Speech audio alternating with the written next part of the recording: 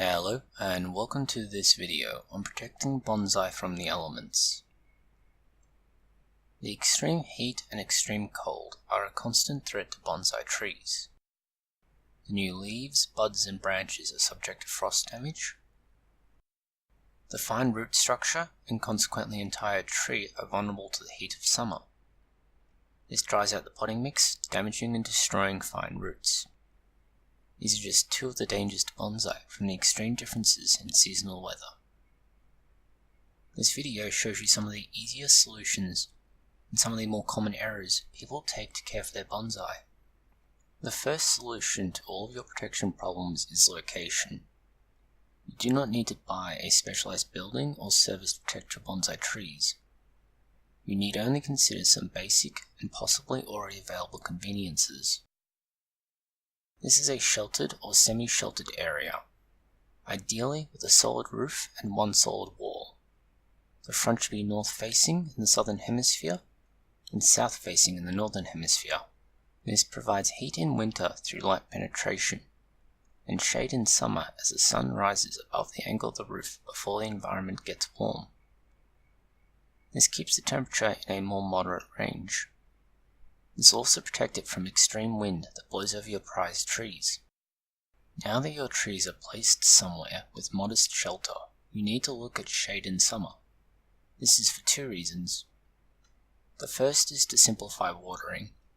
The second is to prevent the water droplets on your plant acting as a magnifying glass and scorching your leaves or forming frost. The better your shade, the less you'll need to water, but more on that shortly. The more pressing issues here are to prevent light, heat and cold from harming your tree. Excess light seems like a foreign concept. There are two possible effects from too much light too soon. The first is to dry out and damage new leaves and buds. The light and heat stress can cause your tree to not put out new leaves properly or in sufficient quantities to keep the tree alive. Those leaves already out may even drop. By protecting your tree from the extreme cold and wet of winter, you reduce heat loss. This reduces the effect and possibility of frost. Frost has many of the same effects as heat, and may cause leaf loss or dropping. The buds will give rise to new leaves in spring, may even be damaged. No buds means no leaves. These two temperature swings can have the same impact on your root structure, with many of the same results. In summer and winter you must use two very different means of watering. In winter you are unlikely to water your trees at all. Some may need it, but these are the exception, not the rule. The reason you want to minimize watering at all is that it can freeze or get close and possibly destroy all your work removing large taproots and encouraging fine roots. Even if freezing is not an issue, then rot may set in. This is especially true if your tree is not using the water that is in there, and it sets. Still water can damage your roots. In summer you need to do the opposite. Watering twice a day is common with extreme heat.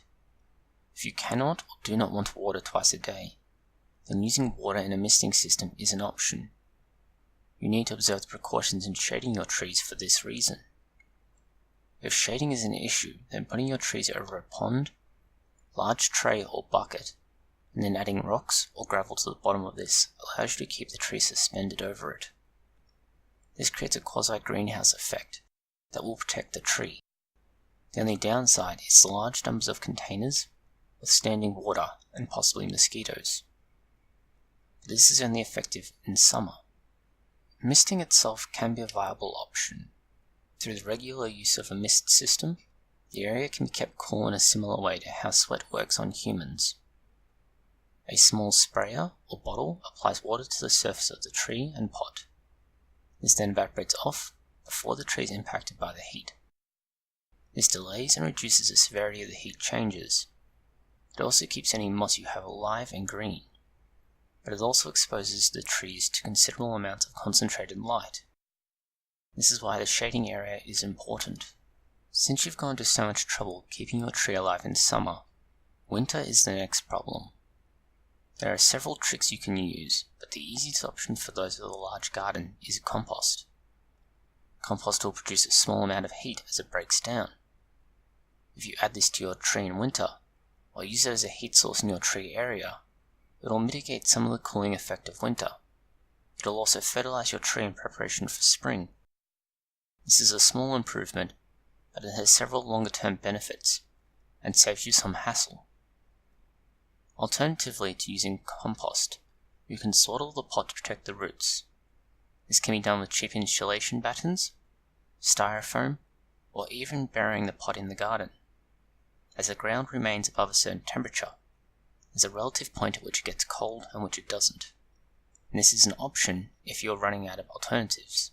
The alternative to these alternatives is to put your bonsai in a cold frame or glass house. But this is often beyond a lot of people, and especially for those with limited space, like those who live in the inner city. The final option here is suitable for small numbers and very precious bonsai. Bring them inside. This works in some cases and needs to be done with care, placing your trees in a window about 10 cm from the glass. This will allow them to get enough light, but still be warm enough to survive. The concern here is that because of the cold effect radiating from the window, it can cause frost or burning of the tree. This means that if it's too close, it'll get too cold anyway, and not achieve the result you want. And if it's too far away from the glass, not enough light will get all the way through. Even then, you can store your trees inside, just nowhere near the glass or on a solid surface like tiles. These draw heat away rapidly as they cool, and in winter, houses tend to become cool inside regardless of how the house is designed.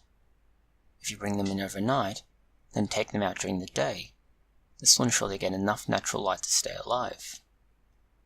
But if that's not an option, bringing bonsai inside, into a safe window, are a reasonable and practical solution for very small collections. There is one final major caveat to all of this. Do not try to mix your approaches so the trees mistake the season.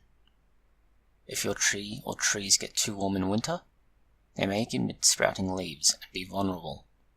Conversely, if it's too cold in summer, your trees may drop their leaves. In both cases, you run the risk of causing considerable damage. Thank you for watching this video.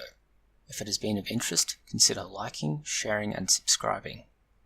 Please post any comments, questions, or suggestions below.